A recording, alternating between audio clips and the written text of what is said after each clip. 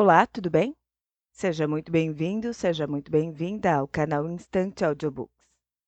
Agora você poderá usufruir do conto O Caso das Amoras Pretas, do livro A Aventura do Pudim de Natal, de Agatha Christie. Mas antes da gente começar, não esqueça, se esse conteúdo for relevante para você, deixe o seu like no vídeo e se inscreva no canal se ainda não for inscrito. E se você já é inscrito ou inscrita no canal, você pode apoiar este projeto, clicando aqui embaixo no botão Seja Membro ou enviando qualquer quantia através da chave Pix que está aparecendo no vídeo. Dito isso, fique agora com o conto completo.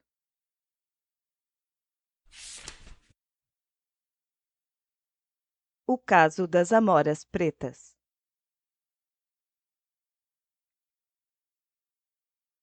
Hercule Poirot estava jantando com o seu amigo Henry Bonstone no Galã Endeavour do King's Road, em Chelsea. O Sr. Bonington era um admirador do Galã Endeavour. Ele gostava da atmosfera descontraída, gostava da comida, que era simples e inglesa, e não um monte de gororobas fabricadas. Gostava também de dizer às pessoas que iam lá jantar com ele onde exatamente Augustus John costumava se sentar e de chamar a atenção para essas pessoas aos nomes dos artistas famosos no livro dos visitantes. O Sr. Bonstone era o menos artístico dos homens, mas ele tinha um certo orgulho das atividades artísticas dos outros. Molly, uma garçonete simpática, o cumprimentou como a um velho amigo. E ela se orgulhava de se lembrar das preferências e desagrados dos fregueses em matéria de comida. Boa noite, senhor, disse ela quando os dois já haviam ocupado os seus lugares numa mesa do canto. O senhor está com sorte hoje. Temos peru recheado com castanhas. É o seu prato favorito, não é? Ah, e temos um maravilhoso Stilton. O senhor prefere sopa ou peixe de entrada? O Sr. Bonington deliberou um pouco sobre o assunto e falou para Poirot em tom de aviso enquanto ele examinava o cardápio. Ah, nada de quitutes franceses. Desta vez nós teremos comida inglesa boa e bem feita. Meu amigo. Hercule Poirot acenou com a mão. Eu não peço nada melhor. E eu me ponho em suas mãos sem nenhuma reserva. Ahn, ahn, respondeu o Sr. Bonington e examinou cuidadosamente o assunto. Resolvidos esses assuntos delicados e a questão do vinho, o Sr. Bonington se recostou com um suspiro e desdobrou o guardanapo, enquanto Molly se afastava rapidamente. É, é uma boa moça, ele disse com um ar de aprovação. E já foi um bocado bonita, sabe? Os artistas costumavam usar ela como modelo. E também entende de cozinha, o que é muito importante. Sabe, porque geralmente as mulheres não têm bom senso em matéria de comida. E muitas mulheres, quando saem com o cara, ficam aí sonhando e nem percebem o que comem. Pedem a primeira coisa que vem. Hercule Poirot abanou a cabeça. Oui, c'est terrible. Os homens não são assim, graças a Deus, disse o Sr. Bonington complacentemente. Nunca? Havia um certo brilho nos olhos de Poirot. Olha, talvez quando muito jovens, cedeu o Sr. Bonington. Sabe, garotões, porque hoje em dia os rapazes são todos iguais. Não tem firmeza, não tem perseverança. Eu de nada sirvo para os jovens e eles, acrescentou com total imparcialidade, de nada servem para mim. E talvez estejam certos. Mas quando a gente ouve um desses moços falando, a impressão que a gente tem é de que ninguém deveria ter o direito de viver depois dos 60 anos. Sabe, do modo que eles falam, é de se imaginar se muitos deles não ajudaram os parentes idosos a deixar este mundo. É possível, disse Hercule Poirot. É possível que eu faça. Ah, mas que bela cabeça você tem, Poirot. Este trabalho na polícia corroeu os seus ideais. Hercule Poirot sorriu. Tout de même, ele falou. Seria interessante fazer uma bela tabela de mortes acidentais das pessoas acima de 60 anos de idade. E eu lhe garanto que daria margens a algumas especulações curiosas. Ah, o seu problema é que você começou a perseguir o crime, ao invés de esperar que o crime venha até você. Oh, não, me desculpe, disse Poirot. Eu estou aqui falando de trabalho. Mas me fale, meu amigo, dos seus próprios afazeres e como vão as coisas? Ah, uma bagunça, disse o Sr. Bonnet. Esse é que é o problema do mundo hoje em dia, sabe? Muita bagunça e falação em excesso. É porque a falação ela ajuda a esconder a bagunça. Sabe como um molho que tem muitos condimentos, que ajuda a esconder o fato de que o peixe que está por baixo não é dos melhores. Ah, é preferível um honesto filé de linguado sem nenhum molho por cima. Justamente naquele momento, Molly lhe trouxe o filé e ele resmungou qualquer coisa em sinal de aprovação. É, você sabe exatamente do que eu gosto, minha filha, ele disse. Bem, o senhor vem aqui com bastante regularidade, não é, senhor? Já deveria mesmo conhecer as suas preferências. Hercule Poirot disse. As pessoas sempre pedem a mesma coisa? Elas não gostam de variar de vez em quando? Os cavalheiros não, senhor. As senhoras gostam de variar.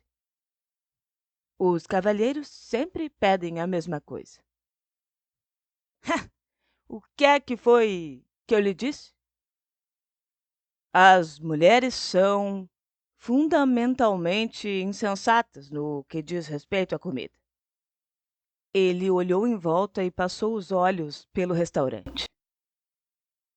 Ai, o mundo é um lugar engraçado, não é?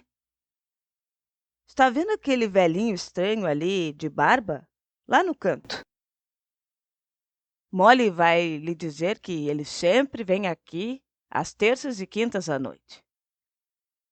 Há quase 10 anos já. É uma espécie de ponto de referência aqui do local. E mesmo assim ninguém sabe o seu nome, ou onde mora, ou com que trabalha. É estranho quando a gente pensa nessas coisas, não é? Quando a garçonete trouxe as porções de peru, ele disse: É, pelo que vejo, o velho pai do tempo ainda vem aqui, não é? É verdade, senhor.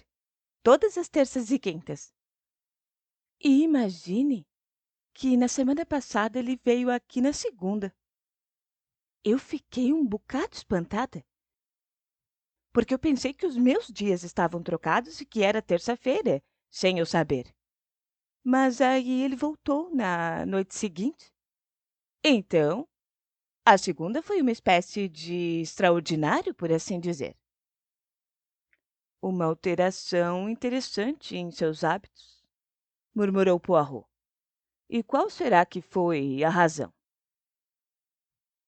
Ah, bem, senhor, se o senhor me perguntar, eu acho que ele estava perturbado ou preocupado com alguma coisa.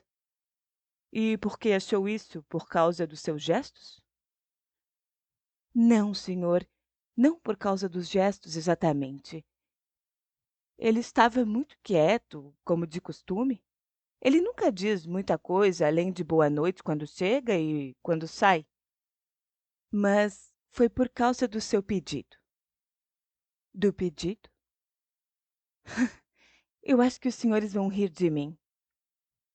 Molly ficou com as bochechas vermelhas. Mas quando um cavalheiro vem aqui há 10 anos, a gente passa a saber do que ele gosta e do que não gosta. E ele nunca suportou o pudim feito com gordura de rins ou amoras pretas, e eu nunca ouvi tomar sopa cremosa. Mas naquela segunda, ele pediu creme de tomate, bife de rins e torta de amoras pretas. Parecia que ele nem percebia o que estava pedindo. Sabe de uma coisa? Disse Hercule Poirot. Eu estou achando essa história extremamente interessante. Molly pareceu ficar satisfeita e saiu. Bem, Poirot, disse Henry Bonington com uma risadinha. Vamos ouvir agora algumas de suas deduções. Na sua melhor performance. Eu prefiro ouvir as suas primeiro. Ah, então quer que eu banque o Watson, não é? Bem, o velhinho foi ao médico e o médico lhe alterou a dieta. Para creme de tomate, bife, pudim de rins e torta de amoras pretas?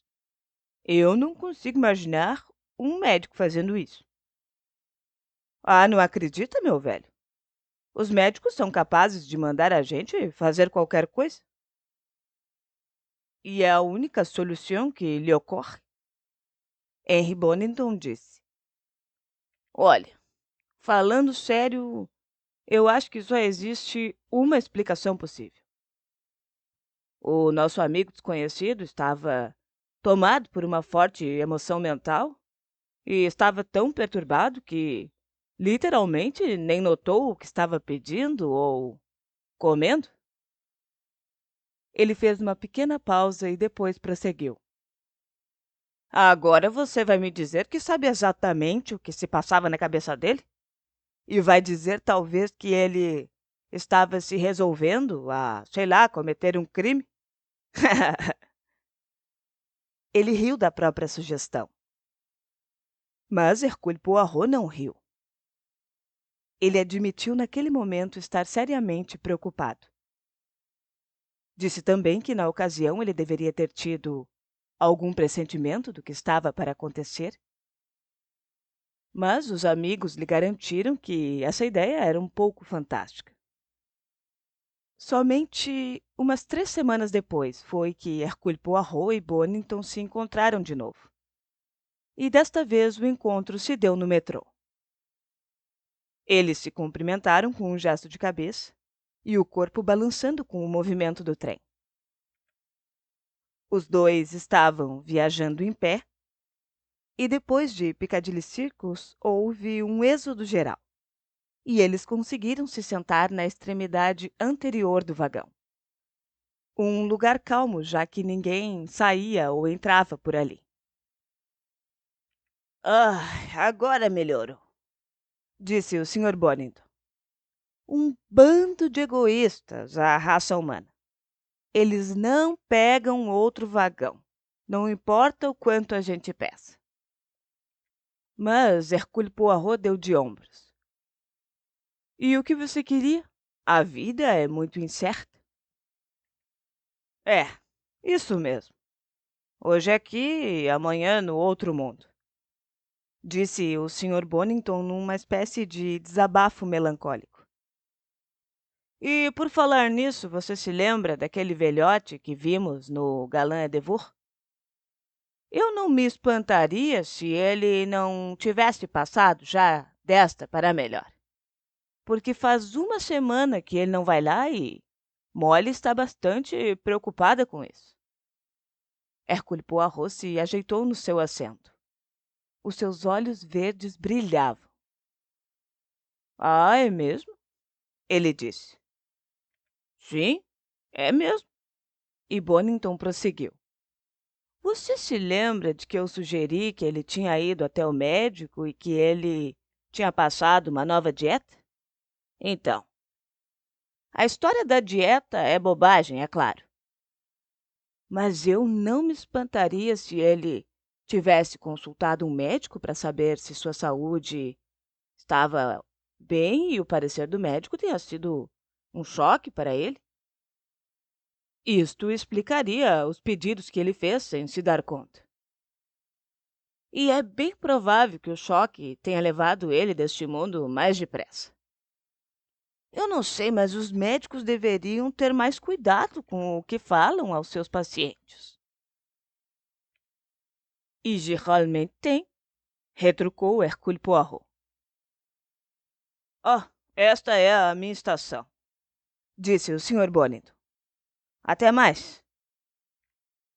E eu acho que nunca mais saberemos quem era aquele velhote, nem mesmo o nome dele. Mas que mundo engraçado. Ele deixou o trem apressadamente. Hercule Poirot, com a testa franzida, não parecia achar o mundo tão engraçado. Ele foi para casa e deu algumas instruções a seu fiel mordomo George. Hercule Poirot estava correndo o dedo por cima de uma lista de nomes. Era a relação de mortes em uma determinada área. De repente, o dedo de Hercule Poirot parou. Henri Gascoigne, 69 anos. Vou tentar esse primeiro. Mais tarde, naquele mesmo dia, Hercule Poirot se encontrava no consultório do Dr. McAndrew, perto de King's Road. McAndrew era um escocês alto, de cabelos vermelhos e com uma expressão inteligente. Gascoigne? Ele disse. É verdade, um sujeito excêntrico.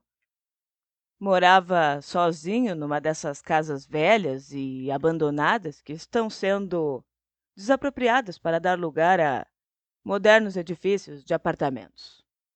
Eu nunca tinha atendido ele antes, mas eu já tinha visto ele por aí e sabia quem ele era. E foi o pessoal da leiteria que começou a espalhar a notícia, porque as garrafas de leite estavam se acumulando do lado de fora. Então, finalmente, os vizinhos chamaram a polícia. A porta foi arrombada e encontraram ele lá dentro. Estava usando um roupão velho com o cadarço esfarrapado. E o que dizem é que possivelmente tropeçou no cadarço. Entendo, disse Hercule Poirot. Muito simples, não é? Um acidente. Exato. Ele tinha algum parente? Um sobrinho. E costumava visitar o tio mais ou menos uma vez por mês. Lorimer é o nome dele. George Lorimer. E é médico também. Mora em Wimbledon. E ele ficou chateado com a morte do velho? Eu não sei dizer se ficou chateado. Quer dizer, ele tinha alguma afeição pelo tio, mas, na verdade, não o conhecia muito bem. E há quanto tempo o Sr. Gascoigne estava morto quando o senhor o viu? Ah, disse o médico. Agora sim estamos passando aos dados concretos, não é? Não menos do que 48 horas. E também não mais do que 62 horas. Ele foi encontrado na manhã do dia 6. E, na verdade, conseguimos ser mais precisos do que isso. Havia uma carta no bolso do seu roupão que tinha sido escrita no dia 3 e remetida de Wimbledon naquela tarde. E deve ter sido entregue às 9h20 daquela noite. O que significa que ele morreu depois das 9h20 da noite do dia 3. E isso coincide com o conteúdo do seu estômago e com o seu processo de digestão. Ele havia feito uma refeição cerca de 2 horas antes de morrer e eu o examinei na manhã do dia 6. e sua condição mostrava que a morte tinha ocorrido cerca de 60 horas antes, por volta das 10 da noite do dia 3. E tudo isso muito compatível. Mas me diga, quando ele foi visto com vida pela última vez? Ele foi visto em Kings Road, por volta das 7 horas daquela mesma noite, que foi uma quinta-feira, dia 3, e jantou no restaurante Galan Edevur às 7h30. E parece que ele sempre jantava lá às quintas-feiras. Ele era meio artista, sabe? E um péssimo artista. E não tinha nenhum outro parente? Só este sobrinho? Ele tinha um irmão gêmeo. E é uma história muito curiosa. Eles não se viam há anos e parece que o outro irmão, Anthony Gascoigne, se casou com uma mulher bastante rica e abandonou as artes. E por causa disso, os irmãos brigaram. E eles não se viam desde essa época, eu acho. E por mais estranho que pareça, eles morreram no mesmo dia. O gêmeo mais velho faleceu às 3 horas da tarde do dia 3. E uma vez eu soube de um caso de gêmeos que morreram no mesmo dia em diferentes partes do mundo. Claro, provavelmente apenas uma coincidência, mas é isso. A mulher do outro irmão ainda está viva? Não, ela já morreu há alguns anos atrás. E onde morava Anthony Gascoigne?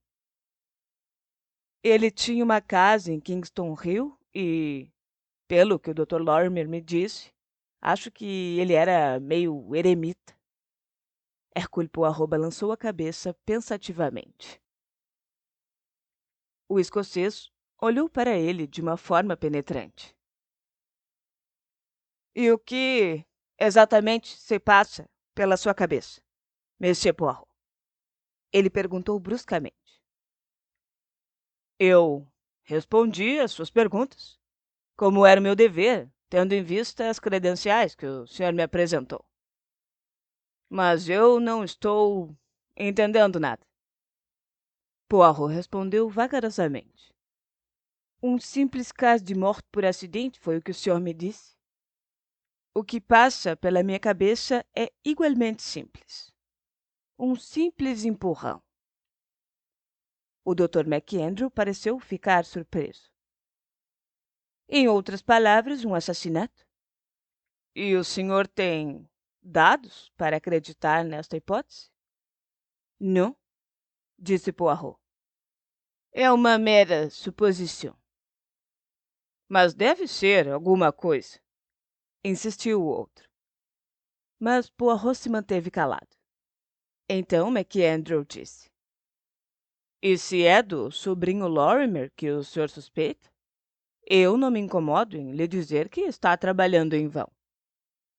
Porque Lorimer estava jogando bridge em Wimbledon, das 8h30 até meia-noite daquele dia. E este ponto foi levantado no inquérito. Poirot murmurou. E presumivelmente isso foi verificado. A polícia é muito cuidadosa. O médico falou. Certo, mas talvez o senhor saiba de alguma coisa que o desabone. Eu ignorava a existência de tal pessoa até o senhor mencioná-la. Então suspeita de uma outra pessoa? Não, não. Não é nada disso. Se trata de um caso dos hábitos rotineiros do bicho-homem. Isto é muito importante. E o falecido Monsieur Gascoigne não se encaixa. Está tudo errado, entende? Para falar a verdade, eu não estou entendendo. Hercule Poirot murmurou. O problema é o seguinte. Tem muito molho para esconder um peixe ruim. Mas e o que isso significa? Hercule Poirot sorriu. Daqui a pouco, o senhor estará me internando como um lunático, Monsieur le Docteur. Mas, na verdade, eu não sou um caso mental. Sou apenas um homem apaixonado pela ordem e pelo método que se preocupa quando se depara com um fato em que as coisas não se encaixam. E eu lhe peço que me perdoe por ter causado tantos problemas. Ele se levantou e o médico também. Sabe, disse McAndrew, honestamente eu não vejo nada que possa ser nem ligeiramente suspeito sobre a morte de Henry Gascoigne. Eu digo que ele caiu e o senhor diz que ele foi empurrado. Está tudo bem no ar? Ah, Hercule Poirot suspirou. É, ele disse. Primoroso, não? Alguém fez um belo serviço. O senhor ainda acha. O homenzinho abriu as mãos. Eu sou um homem obstinado. Um homem com uma pequenina ideia e nada que a sustente. A propósito, Henry Gascoigne usava dentaduras? Não, os dentes dele se encontravam em ótimo estado, o que é muito louvável na idade dele. Ele cuidava bem dos dentes? Eram brancos e bem escovados? Sim, eram. E isso foi um detalhe que eu reparei bem. Os dentes tendem a ficar amarelados com a idade, mas os dele estavam em ótimas condições. E não tinham perdido nenhum brilho? Não, não creio que ele fumasse, se é isso que quer saber. Não, não, não era isso exatamente. Foi apenas uma conjectura, que provavelmente não se concretizará. Bom, até logo, Dr. McAndrew, e muito obrigado por sua atenção. Ele apertou a mão do médico e saiu. E agora, disse ele, a conjectura. No Galã de Voar, ele se sentou na mesma mesa que tinha compartilhado com Bonington. A moça que o atendeu não era Molly. Molly, a moça havia lhe dito, estava de férias. Eram apenas 7 horas e Hercule Poirot não encontrou dificuldades para puxar conversa com a moça sobre o assunto do velho Sr. Gascoigne. É, ela disse. Ele vem aqui há anos. Mas nenhuma de nós sabia o seu nome. Nós lemos nos jornais sobre o inquérito e havia também uma foto dele. Veja se não é o mesmo nosso velho, o pai do tempo, como costumávamos chamá-lo. E ele jantou aqui na noite em que morreu, não foi? Sim, exato. Na quinta-feira, dia 3. Às quintas ele sempre estava aqui. Aliás, terças e quintas. E era pontual como um relógio. E você por acaso se lembra o que ele comeu? Deixa eu ver. Foi sopa hindu com caril? É, isso mesmo. E pudim de carne? Ou será que era de carneiro? Não, pudim mesmo. E amoras pretas? Torta de maçã e queijo. E aí, pensar que ele foi para casa e caiu da escada naquela mesma noite? Porque a causa, segundo dizem, foi o cadarço esfarrapado do roupão dele. Sim, eu tenho que dizer que as roupas dele eram algo assim horrível. Fora da moda e vestidas de qualquer maneira, aos farrapos. Mas mesmo assim ele tinha um quê como se fosse alguém. Nós temos tantos tipos interessantes de fregueses aqui. Ela se afastou. Hercule Poirot comeu o seu filé de linguado. E dos seus olhos transparecia uma luz verde. Estranho, ele disse para si mesmo. Como mesmo as pessoas mais inteligentes são traídas pelos detalhes. Sim, Bonington vai achar isso muito interessante. Mas ainda não chegou o momento apropriado para uma conversa despreocupada com Bonington.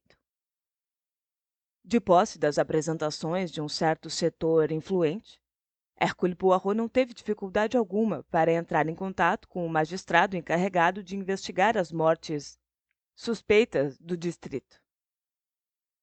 Uma figura curiosa, o falecido Gascoigne, ele observou. Um velho solitário e excêntrico, mas a morte dele parece despertar uma atenção extremamente grande. Ele olhou o visitante com uma certa curiosidade enquanto falava. Hercule Poirot escolheu suas palavras com cuidado. Existem algumas circunstâncias ligadas a ela, monsieur, que tornam a investigação desejável. Bem, e em que eu lhe posso ser útil? Se eu não me engano, está em seu poder mandar destruir ou guardar documentos apresentados em sua corte, dependendo do caso. E foi encontrada uma certa carta no bolso do roupão do Sr. Henry Gascoigne, não é mesmo? Sim, exato. Uma carta do seu sobrinho, o Dr. Lorimer, correto? A carta foi apresentada no inquérito para ajudar a determinar a hora da morte, que foi corroborada pela evidência médica. Exatamente. E esta carta ainda está disponível? Hercule Poirot aguardou essa resposta ansioso. E, ao ouvir que a carta ainda estava disponível para ser examinada, ele deu um suspiro de alívio. Quando finalmente a carta lhe foi entregue, ele a examinou com muito cuidado e viu que tinha sido escrita com caneta tinteiro numa caligrafia ligeiramente rígida. Dizia o seguinte: Querido tio Henry, lamento lhe dizer que não obtive êxito junto ao tio Anthony. Ele não demonstrou entusiasmo pela sua provável visita e não respondeu ao seu pedido de esquecer as águas passadas. É claro que ele está bastante doente e sua mente tende a devaneios. Eu imagino que o fim dele esteja muito próximo. Mas aparentemente foi difícil para ele se lembrar de quem era o senhor. Eu lamento ter lhe desapontado, mas posso lhe garantir que fiz todo o possível. Com toda a afeição de seu sobrinho, George Lorimer. A carta estava datada do dia 3 de novembro. E Poirot deu uma olhadela no carimbo do envelope. 16h30, novembro 3. Ele murmurou. Tudo belamente organizado.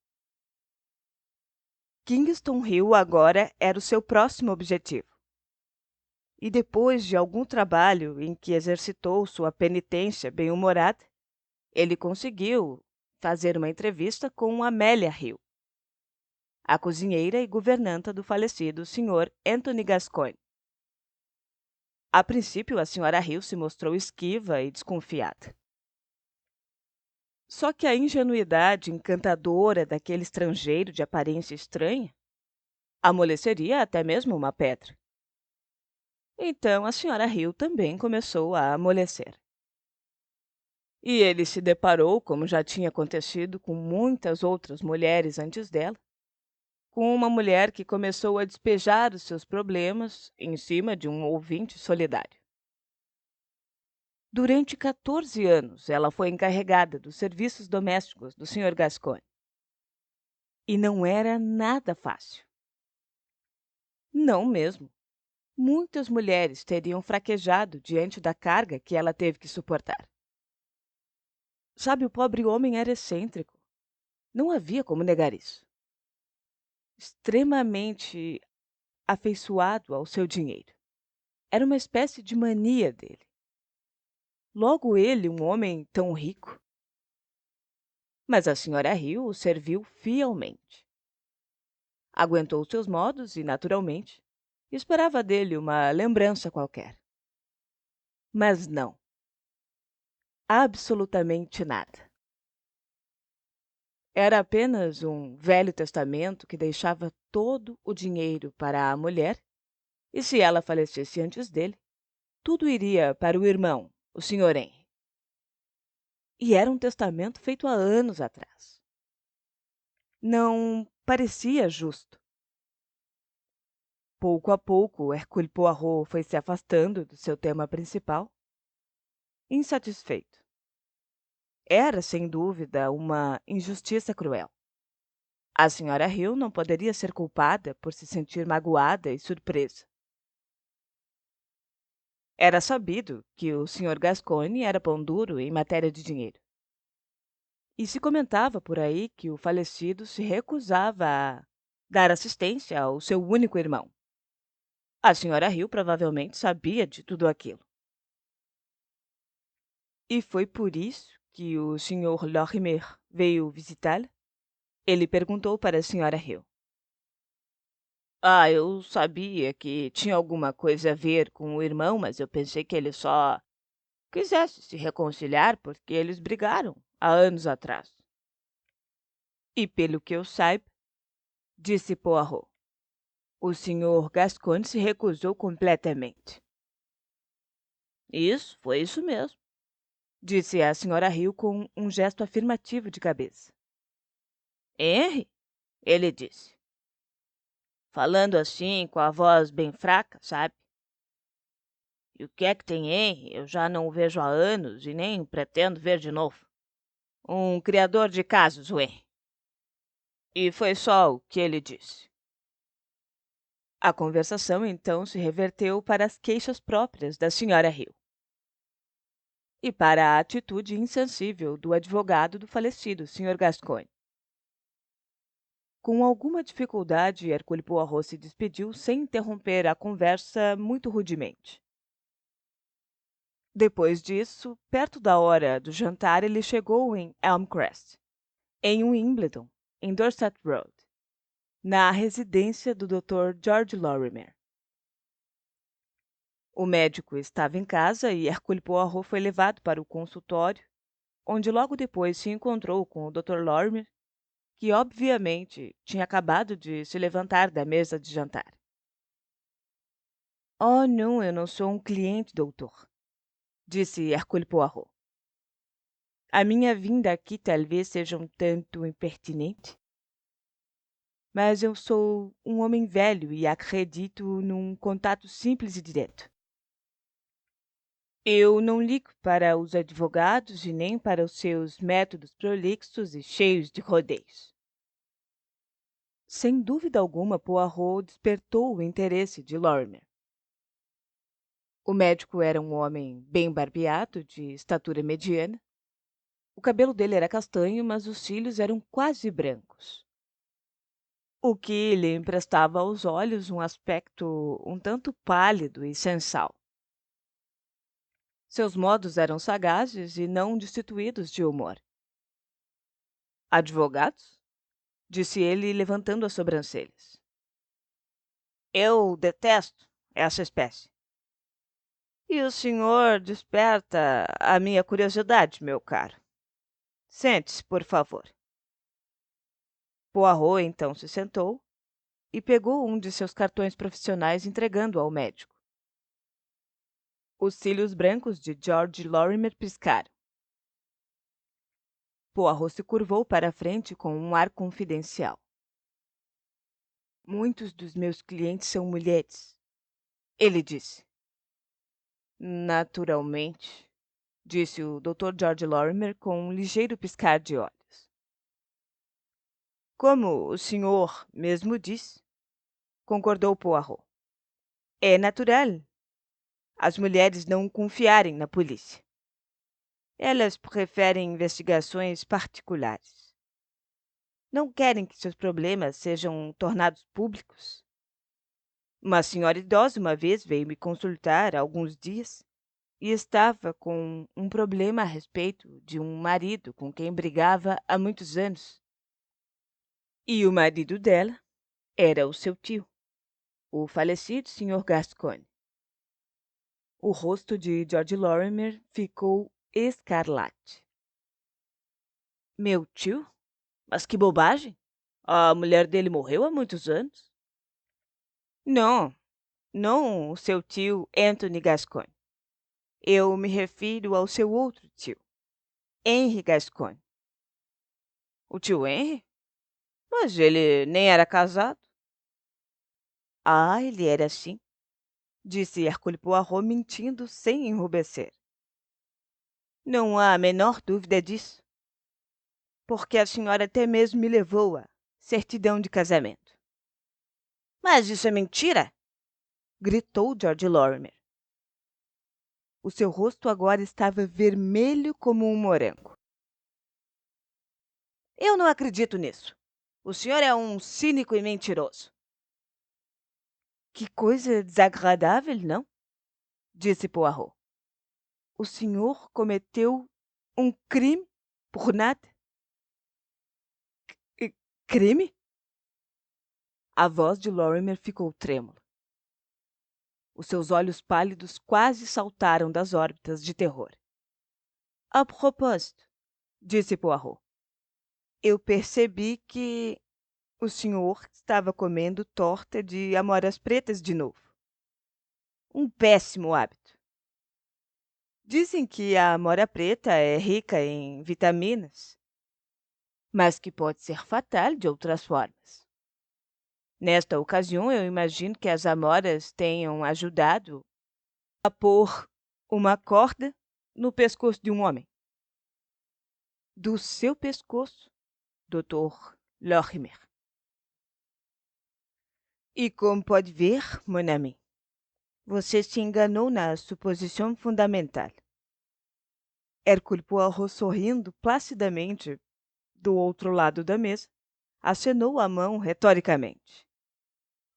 Um homem que está passando por uma forte tensão mental não escolhe este exato momento para fazer uma coisa que nunca fez. Seus reflexos o levam ao caminho que oferece a menor resistência. E um homem perturbado com alguma coisa pode até mesmo sair de pijamas para jantar. Mas o pijama será dele e não o de outra pessoa. Um homem que não gosta de sopa cremosa, de pudim feito com gordura de rins e nem de amoras pretas, subitamente pede os três numa noite só.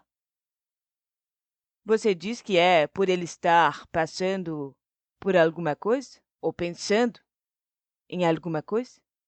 Mas eu digo que, quando um homem está preocupado com alguma coisa, ele vai pedir automaticamente o prato que ele está acostumado a pedir na maioria das vezes. Então, é bem, que outra explicação poderia haver? Eu simplesmente não conseguiria achar uma explicação razoável. Então eu fiquei preocupado. O incidente todo estava errado. Ele não se encaixava. Sabe, eu tenho uma mente organizada e eu gosto de que as coisas se encaixem. O pedido que o Sr. Gascoigne fez naquele jantar me preocupava. E depois você me disse que o homem tinha desaparecido. Pela primeira vez em muitos anos, ele faltou numa terça e numa quinta. Então eu gostei menos ainda. Uma hipótese estranha surgiu em minha cabeça. Caso ela fosse verdadeira, o homem estava morto. Então eu investiguei. De fato, o homem estava morto. E morreu de uma forma muito arrumada e organizada. Ou seja, em outras palavras, o peixe ruim estava escondido pelo molho. E ele tinha sido visto em Kings Road às 7 horas. Ele jantou aqui às 7h30, ou seja, 2 horas antes de morrer. Então tudo se encaixava. A evidência do conteúdo do estômago, a carta, molho demais. Sim, molho demais. Não dava para ver o peixe de jeito nenhum. O sobrinho dedicado escreveu a carta. Assim como o sobrinho dedicado tinha um belo álibi na hora da morte. Uma morte muito simples. Uma queda da escada. Um simples acidente, não é? Um crime simples. Todos achavam o primeiro. O sobrinho dedicado era o único parente vivo. O sobrinho dedicado será o herdeiro. Mas, afinal, há alguma coisa a ser herdada? Porque o tio é sabidamente pobre. Só que há um irmão. E o irmão, quando jovem, se casou com uma moça rica. E o irmão mora numa casa grande e luxuosa em Kingston Hill. De forma que o esperado é que a esposa rica tenha lhe deixado todo o seu dinheiro. Veja a sequência. A esposa rica deixa o dinheiro para Anthony. Anthony deixa o dinheiro para Henry. O dinheiro de Henry vai para George, ou seja, uma corrente completa. É, tudo muito bonito em teoria, mas o que você fez? Bom, uma vez sabido, e geralmente se obtém aquilo que se deseja, Henry morreu 2 horas depois de uma refeição. E o inquérito só se preocupou com isso. Ok, mas suponhamos que a refeição não tenha sido jantar, e sim almoço. Se coloque, por favor, no lugar de George. George está necessitando de dinheiro, e muito. Então, Anthony Gascoigne está à beira da morte. Mas a morte dele de nada adianta a George. O dinheiro dele irá para Henry, e Henry Gascoigne pode viver durante muitos anos ainda. De forma que Henry precisa morrer. E quanto mais cedo, melhor. E a morte dele deve ser posterior à de Anthony. E, ao mesmo tempo, George precisa ter um álibi. O hábito de Henry jantar regularmente no restaurante 2 vezes por semana sugeriu a ele um álibi. Sendo um sujeito cauteloso, ele experimenta o plano antes. Ele representa o tio na noite de segunda-feira, no restaurante em questão, e tudo sai às mil maravilhas. Todos o tomam pelo tio. E ele fica satisfeito. Então resta apenas esperar que o tio Anthony represente os sinais definitivos de que está nas últimas. E a ocasião se apresenta.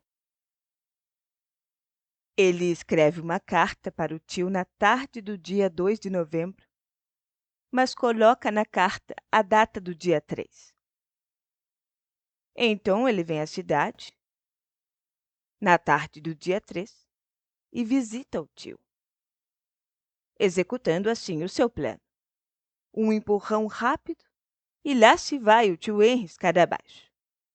George então procura em todos os cantos a carta que tinha escrevido e a enfia no bolso do roupão do seu tio. Às 7h30, ele se encontra no Galã Endeavour, de barba, de sobrancelhas espessas, com todos os detalhes. Sem dúvida alguma, o Sr. Henry Gascoigne está vivo às 7h30. Ele passa por uma rápida metamorfose em um banheiro qualquer. Depois volta a toda velocidade para Wimbledon em seu carro e tem uma noitada de bridge. Sim, o álibi perfeito. O Sr. Bonington o olhou. Tá, mas e o carimbo do correio naquela carta? Ora, muito simples. O carimbo estava borrado. E por quê? Ele foi alterado com tinta preta de 2 de novembro para 3 de novembro. E não dava para perceber, a não ser que olhasse com atenção. E, finalmente, havia as amoras pretas. Amoras pretas?